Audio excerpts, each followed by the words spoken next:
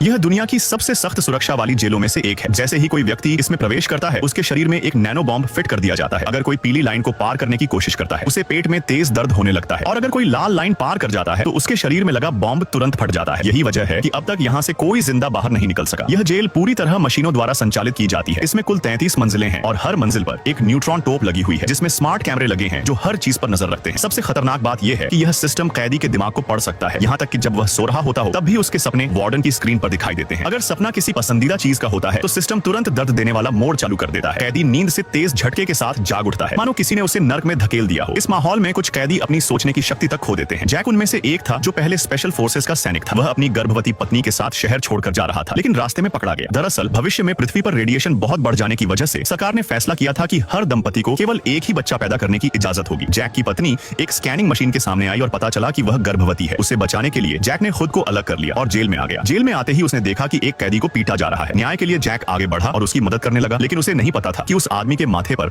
8 बिंदुओं वाला टैटू है जो केवल सबसे खतरनाक अपराधियों को दिया जाता है। वह आदमी बहुत ताकतवर था और जैक उसे हरा नहीं सका। शुक्र है कि कैमरे ने सब रिकॉर्ड कर लिया और अलार्म बज उठा। इसके बाद तीनों को लेजर बार वाली एक पिंजरे में बंद कर दिया गया। अगर थोड़ा भी हिले तो लेजर से जल जाए। सिस्टम ने पूछा कि झगड़ा किसने शुरू किया था, लेकिन कोई जवाब नहीं दे रहा था। तब जैक आगे बढ़ा और खुद को दोषी ठहराया। उसे वार्डन के ऑफिस ले जाया गया, जहां उसे पता चला कि उसकी पत्नी को भी इसी दूसरी जेल में रखा गया है। यह सुनकर जैक बेचैन हो गया और अपने साथी से पूछा कि महिलाओं को कहां रखा जाता है। ठीक उसी क्षण वही गुंडा पीछे से अचानक हमला कर उस पर टूट पड़ा और मारने लगा। वार्डन सब देख रहा था लेकिन कुछ नहीं बोला, बल्कि उसने पुल हटा दिया ताकि लड़ाई और भड़क जाए। लेकिन जैक ने उसकी कमजोरी पकड़ ली और उसे हरा दिया। अब वह गुंडा पुल से लटक रहा था और वार्डन ने जैक से कहा कि उसे नीचे फेंक दो। जैक कुछ पल रुका, फिर उसे बचाने की कोशिश करने लगा। यह पहली बार था जब किसी ने वार्डन के आदेश का पालन नहीं किया। वार्डन गुस्से से आग बबूला हो गया और उस कैदी को मारने का ऑर्डर दिया। न्यूट्रॉन तोप से निकली गोली ने उसकी छाती को छलनी कर दिया। उसी पल जैक ने मौका देखकर पास पड़ा एक बॉम्ब छिपा लिया। इसके बाद वार्डन ने जैक को एक ऐसी मशीन से बांध दिया जो 360 डिग्री घूमती थी और उस पर लगातार 3 दिन तक प्रयोग किए गए। इसी बीच वार्डन ने जैक की पत्नी को अपने ऑफिस बुलाया, लेकिन उसने जैक को धोखा नहीं दिया, बल्कि वह जैक की मदद करने का रास्ता ढूंढने लगी। एक दिन उसने एनेस्थेटिक और शराब मिलाकर वार्डन को पिला दी। वार्डन ने फिर जैक के दिमाग को स्कैन किया और उसकी यादों में घुसने लगा। जैक ने सपने में खुद को बचपन में एक गड्ढे में फंसा देखा। फिर उसकी पत्नी गड्ढे के किनारे पर झुककर हाथ बढ़ाती है, लेकिन जैसे ही छोटा जैक उसका हाथ पकड़ता है, जैक हकीकत में जाग जाता है। उसे यकीन हो गया कि उसकी पत्नी अभी जिंदा है और यह उम्मीद उसके जीने का फिर से कारण बन गई। अब कैदी उस बॉम्ब को ध्यान से जांचने लगे जिसे जैक ने चुपके से उठा लिया था। इधर जैक की पत्नी ने वार्डन के कंप्यूटर से जेल का नक्शा निकाला और जॉन को दे दिया। उन्होंने लेजर स्कैनिंग के बीच से निकलने का रास्ता ढूंढ लिया, लेकिन बाहर निकलने का केवल एक ही रास्ता था और वह तब तक बेकार था